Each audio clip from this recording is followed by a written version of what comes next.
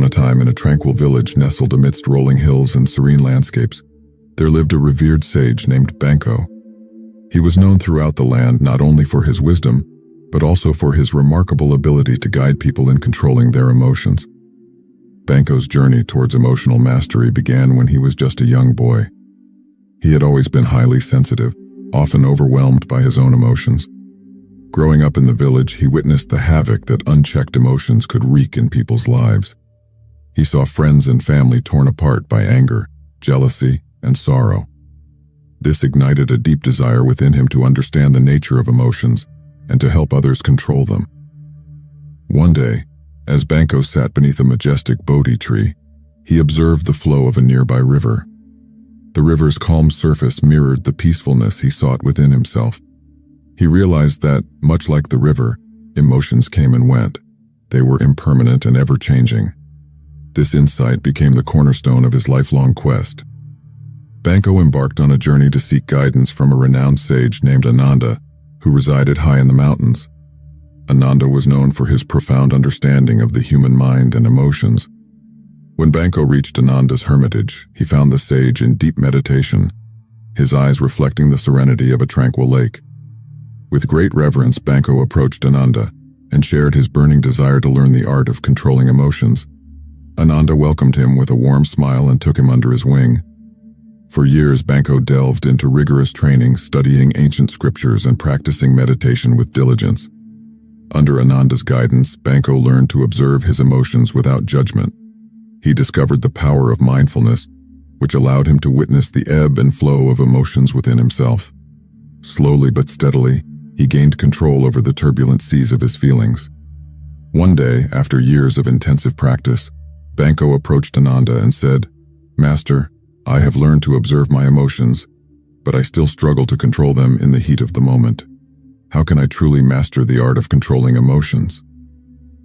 Ananda looked deeply into Banco's eyes, his voice filled with compassion, and said, "Dear disciple, true mastery lies not just in observing emotions, but in understanding their origins and harnessing their energy. Emotions are like wild horses. To control them, you must first befriend them, not suppress them." Banco absorbed these words and realized that he needed to delve deeper into the roots of his emotions. He began to explore the triggers and patterns that led to his emotional reactions. Through contemplation and introspection, he unraveled the tangled web of his feelings. To further his journey, Ananda encouraged Banco to engage in self-compassion. Banco began to treat himself with the same kindness and understanding he offered to others. He understood that self-criticism and harsh judgment only fueled negative emotions. With time, self-compassion became a powerful tool in his emotional toolkit. Banco also learned the art of transforming negative emotions into positive actions, could be harnessed into a force for change.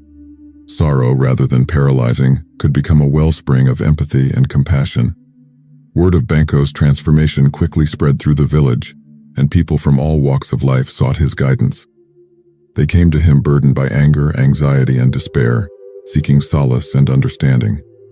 With his serene presence and profound wisdom, Banco helped them navigate the turbulent seas of their emotions. He taught them that emotions, when understood and harnessed, could be powerful allies on life's journey.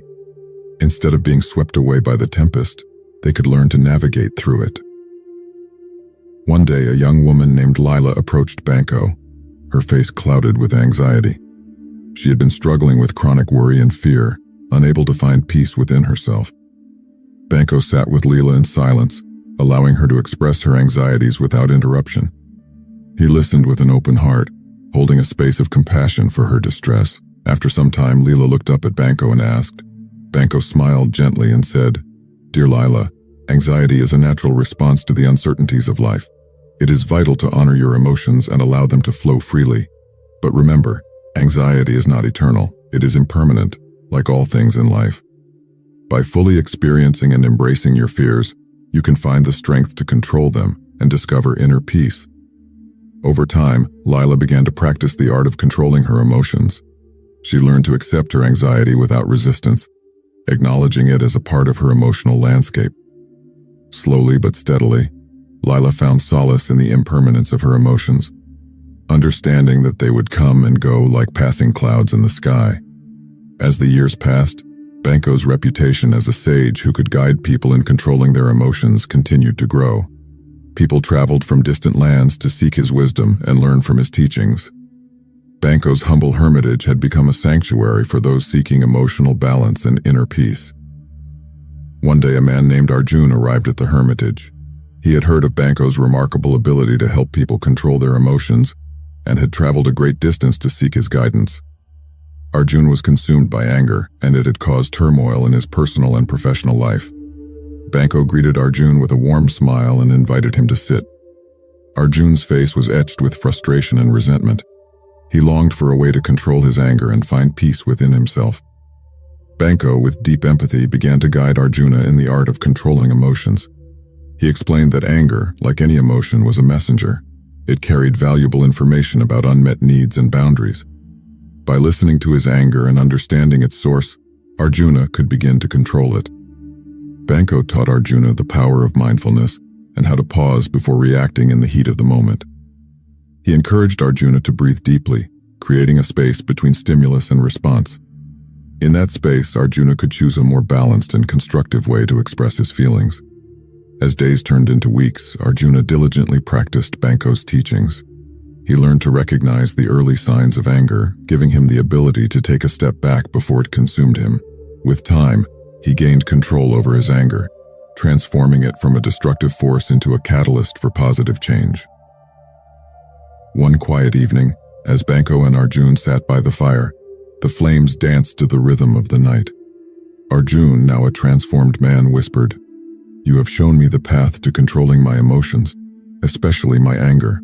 I am forever grateful for your guidance." Banko smiled and replied, "Arjuna, remember that it was you who found the strength within yourself to control your emotions. I am merely a guide. The true mastery lies in your ability to harness your emotions and find peace within." Arjuna nodded in deep understanding. He realized that the art of controlling emotions was a lifelong journey, not a destination. It required patience, resilience, and unwavering compassion for oneself and others. As the years passed, Banko continued to serve as a guiding light for those seeking to control their emotions. His humble hermitage remained a place of solace and transformation for countless individuals. Each person who left his hermitage was equipped with the wisdom to navigate the complex terrain of their emotions. Banko's life had become a testament to the transformative power of understanding and controlling one's emotions. His teachings had instilled in people the ability to ride the waves of their feelings, rather than being swept away by them. He had empowered them to find peace and serenity within, regardless of life's challenges. The story of Banko, the sage who mastered the art of controlling emotions, reminds us that emotions are a part of the human experience. Instead of suppressing or being controlled by them, we have the power to understand and channel their energy for personal growth and positive change. May we all strive to become masters of our emotions and find the serenity that lies within the depths of our own hearts.